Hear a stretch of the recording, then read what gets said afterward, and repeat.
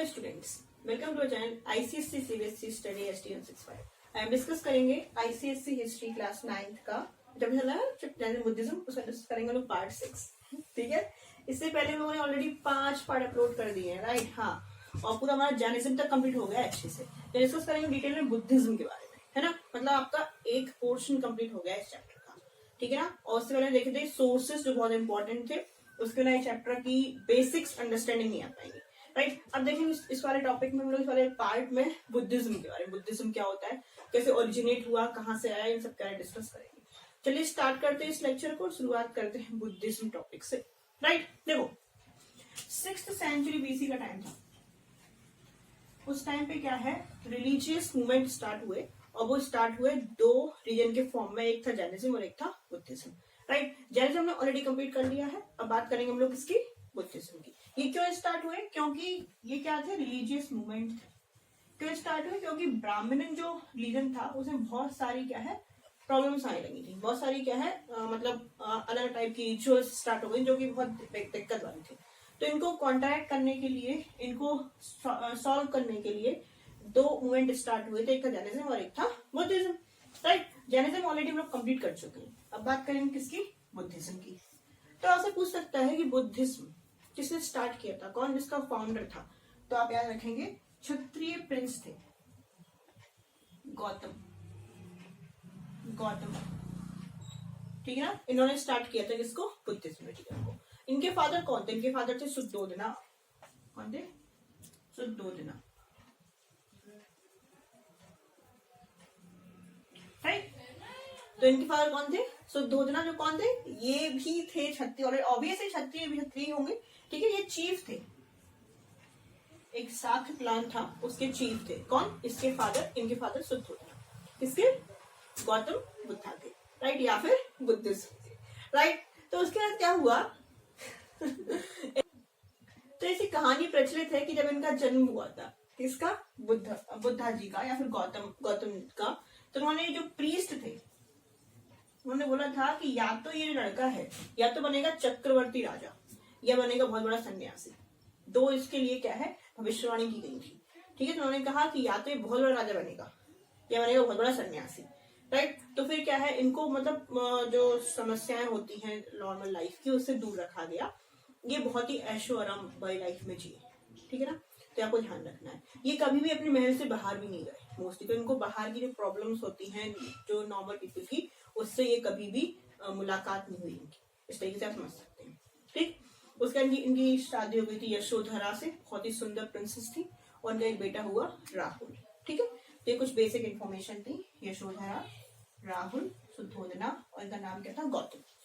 फिर क्या है, एक बार क्या हुआ, जिद की इन्होंने अपने सेनापति से कि हमें बाहर घूमने के लिए ले जाइए, ठीक है। और इस तरीके तो फिर क्या हुआ, अपने सेनापति से बोला कि मुझे बाहर निकलने में जाना है, मुझे देखना है बाहर की दुनिया कैसी है, बाहर मतलब कैसे लोग रहते हैं। तो उसने भले मना किया, उनके सर को नहीं मना किया गया था कि बाहर ले जाना नहीं, कि बाहर बहुत सारी प्रॉब्लम्स है ना अपनी दुनिया में।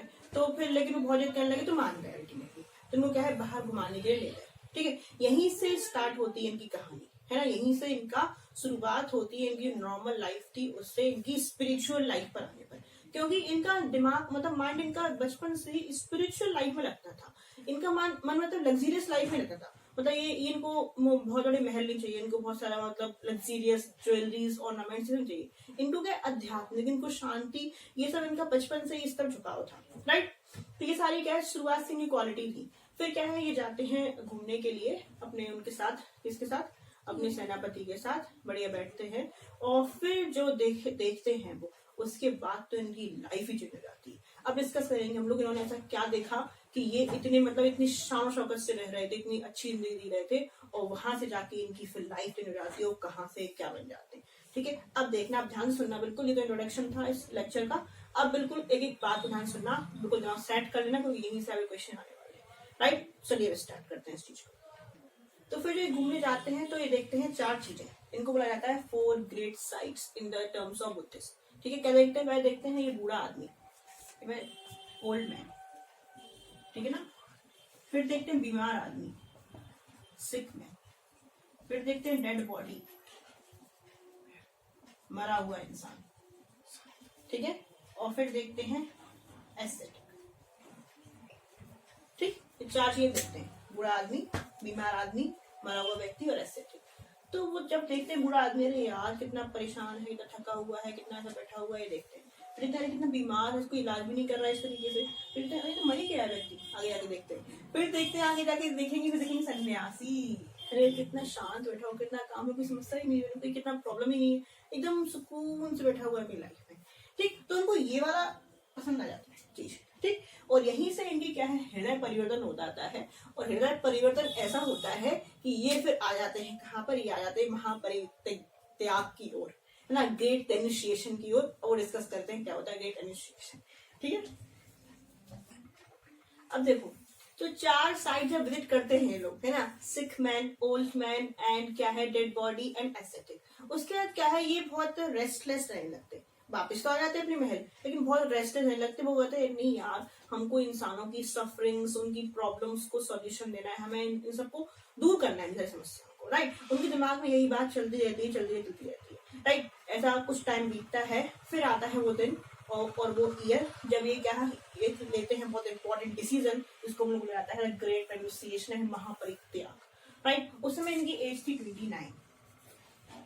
ठीक है, तो इस एज में क्या करते हैं, सारे दुनिया के सुखों को छोड़कर, वर्ल्डली प्लेजर्स को छोड़कर अपना घर त्याग कर देते हैं और फिर वैंडरिंग होके क्या है, लोगों की समस्याओं को सॉल्व करने की क्या है कोशिश लेके या फिर इस संकल्प को लेकर घर से निकल जाते हैं। ठीक है, इस पूरी यात्रा को, इस पूरे इवेंट को जब अपने घर से त्याग कर देते हैं इस एज में और सफरिंग्स को दूर करने के लिए चले जाते हैं, इसको रहता है ग्रेट रेन्यूंसिएशन या फिर महापरित्याग। क्या बोलते हैं, महापरित्याग या फिर ग्रेट रेन्यूंसिएशन। समझ आ रही कि नहीं आ रही है? वैसे पूछेगा पेपर में what is the meaning of great renunciation, तो आप बोलेंगे at the age of 29 Gautam Buddha मतलब left all the worldly pleasures and moved toward to seek the sufferings or to remove the suffering of people. This is known as the great renunciation and महापरित्याग। Right, इसके लिए एक और concept आता है Buddhism में, एक और बात आता है, एक और टर्म आता है, इसको बोलते हैं एनलाइटमेंट। अब वो देखते हैं लोग एनलाइटमेंट क्या कहते हैं। Right, so this is most important concept. Enlightenment क्या होता है, देखो ध्यान से। अपने घर से निकल गए, किस लिए निकले थे कि सफरिंग से दूर करना है और स्पिरिचुअल जो उनके पास क्वेश्चंस थे ना, उन सबके आंसर चाहिए थे कि इंसान इतना दुखी क्यों है, इंसान बुरा इतना क्यों है, इंसान इतना परेशान क्यों है, इसको सुख कैसे प्राप्त हो सकता है, सत्य क्या है, असत्य क्या है, दुख क्या है, सुख क्या है, जीवन क्या है, मृत्यु क्या है, मोक्ष क्या है, इन सबकी क्या है, सो क्वेश्चन के आंसर जानने थे इनको। तो ये कई सारे लोगों से पूछ रहे थे, बहुत सारे ब्राह्मण्स तुमसे पूछ रहे थे, बहुत सारे पर्सन तुमसे पूछ रहे थे, लेकिन कोई भी इनको सेटिस्फैक्ट्री आंसर नहीं दे पा रहा था। किसको, बुद्धा को।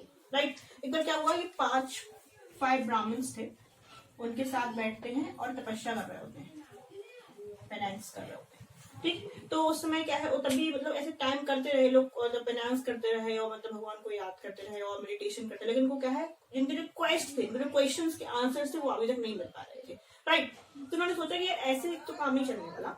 इन्होंने क्या किया, फिर ये एक पीपल का वृक्ष था, है ना, पीपल ट्री का कहानी मिलती है, एक पीपल ट्री था बोध गया में, एक जगह है, अभी प्रेजेंट में जगह है, वहां पे क्या है, उस पीपल के ट्री के नीचे बैठ के मेडिटेशन किया इन्होंने, और तब तक मेडिटेशन किया जब तक कि इनको क्या है, स्पिरिचुअल नॉलेज नहीं मिली। वो कैसे मिली, एक लाइट आती है इनके ऊपर, और लाइट आने के हमने महानय पढ़ा था, है ना, लाइट आती है इनके ऊपर और लाइट इनलाइटन हो जाते हैं, इनको सारे ज्ञान की प्राप्ति हो जाती है, स्पिरिचुअल पर्सन हो जाते हैं। राइट, तो तब तक ये क्या है, मेडिटेशन करते रहे। आज ही प्रेजेंट में जहां पर उन्होंने मेडिटेशन किया था, वो जो पीपल ट्री है वो अभी भी है वहां पे, उसको बोलते हैं महाबोधि वृक्ष, और उस जगह को बोलते हैं महाबोधि प्लेस, है ना, और इस जगह को बोलते हैं बोध गया। ठीक है, क्या बोला मैंने अभी, इन्होंने ज्ञान की प्राप्ति के लिए, फिर स्पिरिचुअल नॉलेज के लिए एक पीपल वृक्ष पर क्या किया, इन्होंने बहुत टाइम तक मेडिटेशन किया, बहुत टाइम तक क्या है, ध्यान लगाया, और फिर एंड में जाके क्या है, इनको स्पिरिचुअल नॉलेज की प्राप्ति हुई। उस पीपल वृक्ष को बोलते हैं महाबोधि ट्री प्रेजेंट में। ठीक है, आज भी अवेलेबल है। वैसे तो ऐसा बोला जाता है कि इसको काट दिया गया था आगे की जनरेशन में, इसको फिर से लगाया गया, लेकिन उस जो जहाँ पे इन्होंने मतलब की थी ना प्रार्थना, वहां लगाया गया है ट्री, पीपल का ही लाया गया, इसको महाबोधि ट्री बोलते हैं। बहुत ही आप बोल सकते हो पवित्र जगह है, जो लोग बुद्धिज्म को मानते हैं। ठीक है, वहां पे जाते हैं वो लोग और उसको वर्शिप वगैरह करते हैं। ठीक है, और बोध गया जगह अवेलेबल है आज भी, जो बहुत फेमस है बुद्धिज्म सेक्ट्स के लिए। ठीक है, उसके बाद क्या है, इनको ज्ञान की प्राप्ति हो जाती है। फिर ये पहला जो अपना भाषण देते हैं या पहला जो अपने टीचिंग्स देते हैं वो देते हैं सारनाथ। यहाँ पे देते हैं सारनाथ में, आपको ध्यान रखना है। ठीक है, जगह जगह जाते जाते हैं, काफी लंबे टाइम तक ऐसे सबको टीचिंग समझाते जाते हैं, बताते जाते हैं। और 80 साल की उम्र में, 80 ईयर्स में कुशीनरा पर क्या है, इनकी डेथ हो जाती है। इनको निर्वना, उसको बोलते हैं निर्वना, क्या बोलते हैं, निर्वना हो जाता है, मोक्ष की प्राप्ति हो जाती है। 80 साल की उम्र में क्या है, इनकी डेथ हो जाती है। ठीक, तो छोटी सी इंट्रोडक्शन था। पहले क्या है, ये अच्छे खासे राजा की तरह रह रहे थे, छोड़ देते हैं सब कुछ, एक सन्यासी के रूप में आ जाते हैं, जिसको बोला जाता है महापरित्याग या फिर इनिशिएशन। फिर इनको क्या है, ज्ञान की प्राप्ति होती है, जिसको बोलते हैं एनलाइटनमेंट। फिर क्या है, टीचिंग्स देते हैं, अपनी टीचिंग्स देते हैं, पढ़ा देते हैं सारनाथ में। एंड में जाके क्या है, इनकी डेथ हो जाती है। कहाँ पे जाके, कुशीनरा पे जाके 80 ईयर्स की उम्र में। आई होप ये सब कुछ आप लोगों ने समझ लिया होगा, राइट। आप समझते हैं इनकी टीचिंग्स ठीक है, एक्चुअली मैंने बताया क्या था, ठीक है, इनका इंट्रोडक्शन था। ओके, सो अब नेक्स्ट टॉपिक है इस चैप्टर का, इस टॉपिक का वो क्या है, teachings of Buddha, very important. ठीक है, तो टीचिंग्स में आप पढ़ेंगे सबसे इंपॉर्टेंट यहाँ पे 2 चीजें पढ़ेंगे, एक पढ़ेंगे 4 नोबल ट्रुथ और फिर पढ़ेंगे 8 फोल्ड पाथ। ठीक है, तो पढ़ेंगे पहले what is the meaning of 4 noble truth. उन्होंने समझाया था, ज्ञान दिया था कि ये दुनिया है, ये पूरी दुखों से भरी हुई है, ठीक है, सफरिंग से भरी हुई है। ठीक है, world is full of sorrow and sufferings, इन्होंने बोला था पहला पॉइंट।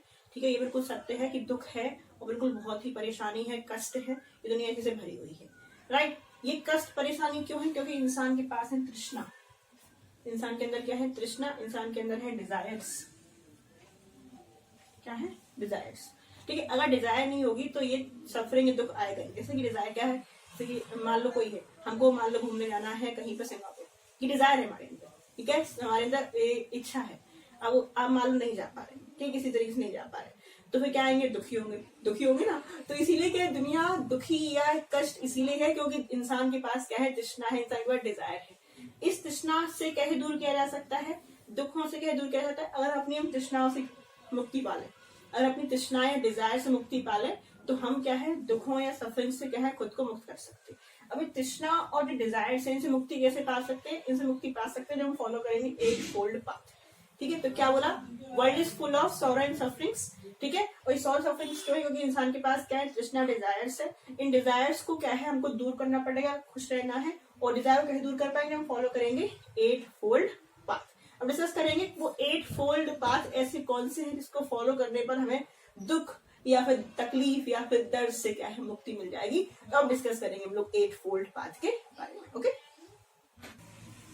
तो हम लोगों ने भी क्या पढ़े थे, उन्होंने पढ़े 4 नोबल ट्रुथ। कौन कौन से, दुनिया दुख और कष्ट से भरी हुई है, क्यों है, क्योंकि इंसान का तृष्णा है। और तृष्णा कैसे दूर होगी, अगर हम लोग डिजायर को खत्म कर लेंगे, तृष्णा दूर हो जाएगी। और उसके लिए वो उसका सॉल्यूशन क्या, उसका सॉल्यूशन है 8 फोल्ड पाथ। इसको हम लोग मिडिल पाथ भी बोलते हैं। ठीक है, अब पढ़ते हैं कौन कौन से 8 फोल्ड पाथ के बारे में बुद्धा ने बात की थी। नंबर 1, राइट फेथ, सही विश्वास होना चाहिए आप में। ठीक है, ऐसा नहीं कुछ ही विश्वास कर रहे हैं, ठीक है, तो विश्वास अगर ठीक होगा तो हमारे काम भी ठीक होंगे। राइट एस्पिरेशन, आपकी एस्पिरेशन सही होनी चाहिए, आप किससे इंस्पायर हो रहे हैं वो व्यक्ति क्या है, एकदम परफेक्ट होना चाहिए। राइट, दूसरा राइट एक्शन, कि कोई भी एक्शन, जैसे कि मान लो आप कोई कुछ अचीव करनी है, मान लो आपको बहुत पैसा वाला बनना है, तो इसका एक मार्ग ये है कि आप मेहनत करके अच्छा व्यक्ति बनो और अपने काबिलियत के हिसाब से काम करो। दूसरा है कि चोरी डकैती करो, टेररिस्ट बन जाओ, दोनों से पैसा आएगा। लेकिन एक एक्शन सही है, एक एक्शन गलत है, तो आपको चूज करना है क्या, राइट एक्शन। दूसरा क्या है, राइट लिविंग, आपका जीना तरीके का होना चाहिए, नहीं कुछ भी कैसे ही टले हैं, कैसे ही पड़े हुए हैं, है ना, एकदम तरीके से लिविंग होनी चाहिए, राइट लिविंग, है ना, एक लिविंग का एक स्टैंडर्ड होना चाहिए। ठीक है ना, उसमें हर चीज का प्रॉपर रूटीन हो, यानी खाए जा रहे हैं तो खाए ही जा रहे हैं, हम लोग को खाने के लिए जीना है, जीने के लिए खाना है, इस तरीके से ये बात होनी चाहिए। तो राइट लिविंग, हर आपको देखिए पूरी लाइफ में बैलेंस होना चाहिए हर चीज का, बोल रहा है। दूसरा राइट स्पीच, कुछ ही मत बोलो, गाली गलौज कर रहे हैं हर समय, नहीं, ये सब भी होना चाहिए, है ना। राइट स्पीच होनी चाहिए, प्रॉपर अच्छे से बात करें लोगों से, बिहेवियर प्रॉपर हो, अच्छे से बने। तो अगर ये चीज होगी तो आपका मुंह से होगा तो आपसे अच्छे वर्ड निकलेंगे, तो आपकी थिंकिंग उस हिसाब से क्या है, अच्छी बनेगी। राइट, दूसरा क्या है, राइट एफर्ट, भाई बनना है हमको, सपोज आपको IAS बनना है, IAS तो बनना है, लेकिन मान लो IAS के लिए क्या चाहिए, हमको बुक्स पढ़नी है GS की, आप पढ़ रहे हो मैथ्स की, तो IAS बन जाओगे, नहीं बन पाओगे भाई। राइट एफर्ट लगा रहे, लेकिन आप एफर्ट जो क्या है आपकी सही नहीं है, गलत एफर्ट है, आप मैथ्स पढ़ोगे तो आप IAS नहीं बन पाओगे, आप कोई दूसरी जॉब के लिए फिट हो फिर। ठीक है, अगर IAS पढ़ना है तो आपको IAS के हिसाब की बुक्स ही पढ़नी पड़ेगी। तो right effort is very important. दूसरा क्या है, राइट मेडिटेशन, ध्यान भी सही होना चाहिए, नहीं कि ध्यान किसी और पर लगा, मतलब ध्यान, अभी क्या है ना, आजकल की जनरेशन ध्यान किस पे लगाती है? Free fire, PUBG and all this. ठीक है, तो तुम ध्यान लगा रहे हो बट गेमिंग पे लगा रहे हो। अरे गेमिंग के अलावा भी बहुत चीजें हैं, you have to focus on studies on your aim, पर नहीं। तो आपका मेडिटेशन में क्या है? राइट होना चाहिए। दूसरा क्या है? राइट कंटेम्पलेशन, मतलब राइट चिंतन, सही चिंतन, मतलब जो आपकी थिंकिंग हो, जो आप मतलब मेडिटेट करके आप सोच रहे हो, जो बार आपकी सबकॉन्शियस माइंड में बात जा रही है, वो भी सही होनी चाहिए। ठीक है ना? तो ये सारी जो चीजें आपने सही सही सही सही कर ली, तो आपके अपनी लाइफ भी क्या है? सही सही सही सही हो जाएगी। अल्टीमेटली पूरा क्रक्स जो कंक्लूजन ये है, बुद्धा जी ये कहना चाहते हैं कि मिडिल पाथ अपनाओ। ना तो बहुत कोई भी चीज की इच्छा रखो, बहुत ये चाहिए, बहुत बहुत बहुत बहुत बहुत नहीं, जितना आपके जरूरत है उतनी चाहिए। और ऐसा भी नहीं कि बिल्कुल ही तुम बिल्कुल मतलब बहुत ही साहु संत बन जाओ, अपने आप को कष्ट दो, नहीं। मध्यम मार्ग अपनाओ, मध्यम प्रतिबद्धता रखो अपनी लाइफ में, और मध्यम मार्ग के हिसाब से क्या है अपनी लाइफ जियो। ठीक, तो ये इंपॉर्टेंट टीचिंग्स थी किसके बारे में? बुद्धा की पहली teaching, number 1 4 noble truth, number 2 उसी का पार्ट था 8 फोल्ड पाथ। इसका दूसरी जो बात आती है वो आती है, बुद्धा जी बोलते हैं कर्मा थ्योरी पर। कर्मा थ्योरी बिलीव करते हैं, डिस्कस करेंगे हम लोग what is the meaning of Karma theory.